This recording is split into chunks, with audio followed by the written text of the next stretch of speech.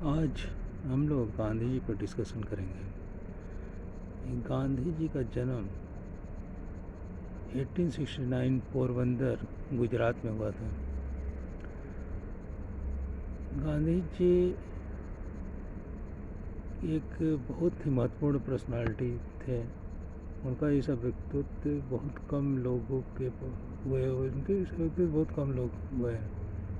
Personality उनका ऐसा था कि वो सत्याग्रह पर ही अपने पूरे जीवन को बिता दिया। और सबसे पहले उनकी शिक्षा दीक्षा के बारे में बात करते हैं। बैरिस्टरी करने के लिए इंग्लैंड गए थे और लॉ जो इंग्लैंड जाके पढ़ता है उसे बैरिस्टर कहा जाता है। बैरिस्टर बनकर इंडिया आए। उसके बाद सबसे पहला केस उनको मिला था साउथ अफ्रीका में। साउथ अफ्रीका एक व्यापारी के यहाँ केस गए थे लड़ने और वहाँ पे उन्होंने देखा कि रंग भेद की नीति काफ़ी है और उनके साथ भी एक व्यवहार हुआ। वो फर्स्ट क्लास के टिकट लिए थे और जबकि उनको नीचे उतार दिया गया। इससे उनको काफ़ी आहत हुए और इससे उनका पूरा एक टर्निंग पॉइंट माना जाता है उनके लाइफ का, उनकी ज़िंदगी का टर्निंग पॉइंट था।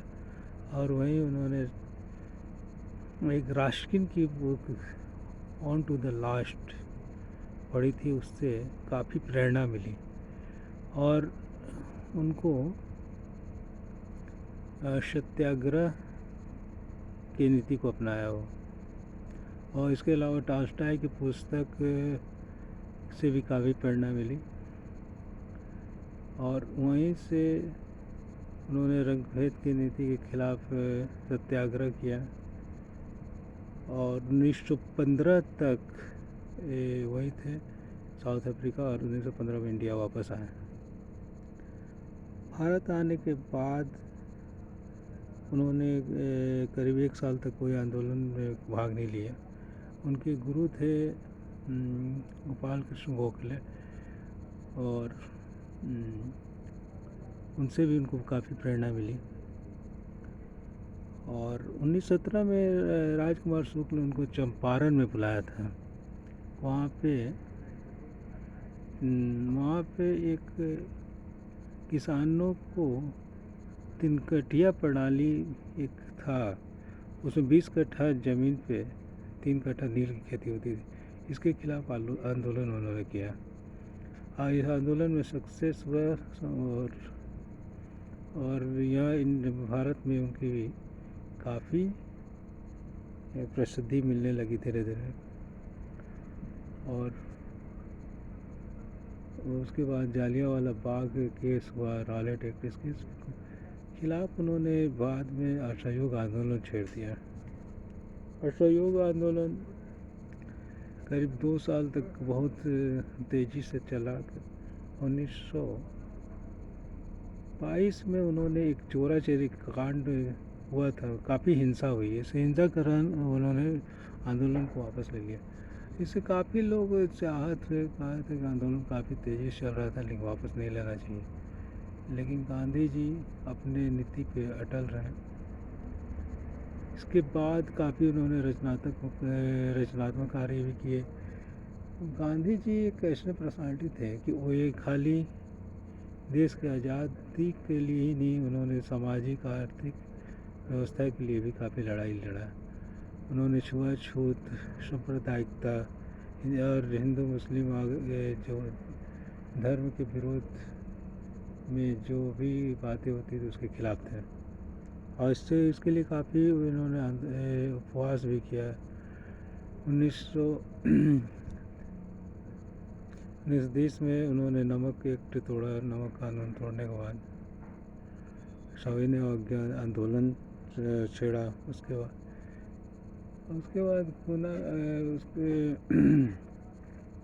उसके आगे हम लोग देखते हैं कि गोलमेज सम्मेलन, पहला सम्मेलन में नहीं गए लेकिन दूसरा सम्मेलन में उन्होंने भाग लिया।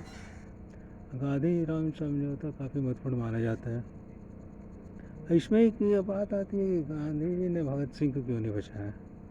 तो इसमें गांधी और भगत सिंह में कुछ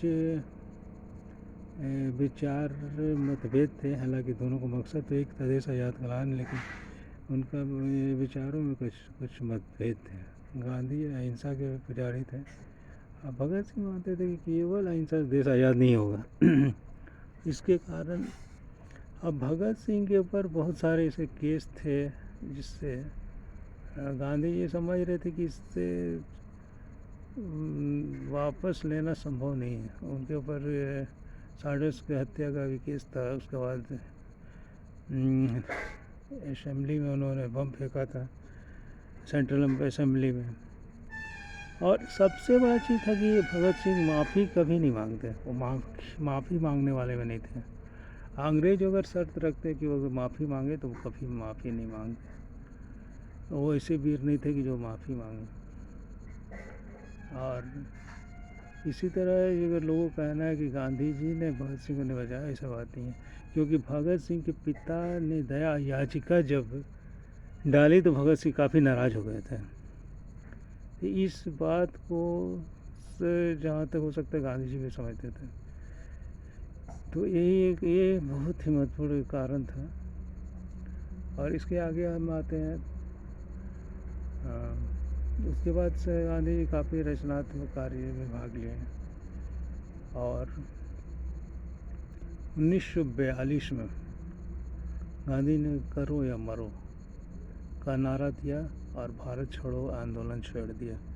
भारत छोड़ो आंदोलन बहुत ही व्यापक था और उसमें गांधी जी ने कुछ अपने सिद्धांतों को भी अपने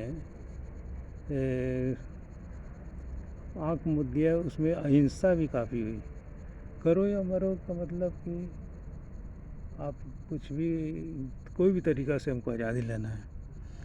और उसमें काफ़ी हिंसा हुई जिसमें गांधी जी ने आँख बंद कर लिया, जिस बात को सुभाष चंद्र बोस और भगत सिंह ने बहुत पहले भी बोला था। वो गांधी जी को कुछ कुछ समझ में आ गया और इसलिए वो अपने सिद्धांतों से थोड़ा सा हट गए और हिंसा भी हुआ जिसमें गांधी जी मौन हो गए उसमें। और इसके बाद कृष्ण मिशन आया जिसे गांधी जी ने मानने से इनकार कर दिया।